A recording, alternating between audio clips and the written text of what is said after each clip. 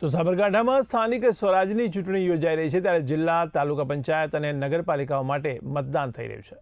હિંમતનગરમાં પણ વહેલી સવારથી લાંબી લાઈનો જોવા મળી છે ત્યારે ગરમીને ધ્યાનમાં રાખીને મતદારો વહેલા પહોંચી રહ્યા છે। ત્યારે બૂથ ઉપર સવારથી જ સક્રિય રીતે મતદાન થઈ રહ્યું છે જ્યારે મતદારોમાં પણ ઉત્સાહ અને ઉમંગ જોવા મળી રહ્યો છે। ત્યારે લોકશાહી પ્રત્યે ફરજ નિભાવતા નાગરિકો હવે આગળ આવ્યા છે।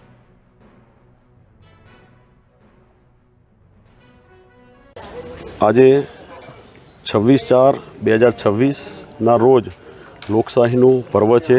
આજે સ્થાનિક સ્વરાજની ચૂંટણીઓ છે। આજે તો સૌ મતદાર મિત્રોને હું અપીલ કરું છું સૌથી વધારેમાં વધારે વોટિંગ થાય અને આ લોકશાહીની અંદર આપણે સહભાગી થઈએ।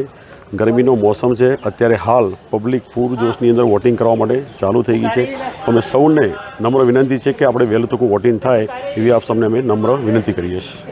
સ્થાનિક સ્વરાજ્યની ચૂંટણી આજે 26 એપ્રિલે યોજાવા જઈ રહી છે ત્યારે સાબરકાંઠા જિલ્લામાં પણ વહેલી સવારથી 7 વાગ્યાથી જ મતદાન ચાલુ થઈ ગયું છે। જે પ્રમાણે દ્રશ્યો જોઈ શકો છો તે પ્રમાણે હિંમતનગર શહેરના જે છાપરિયા વિસ્તાર છે ત્યાં આગળ અત્યારે હાલ વહેલી સવારથી જ મતદાન જે છે તે શરૂ થઈ ગયું છે। ખાસ કરીને ચુસ્ત પોલીસ બંદોબસ્ત અને વહીવટીતંત્ર દ્વારા સજાગપણે આ ચૂંટણી જે છે તે યોજાવા જઈ રહી છે।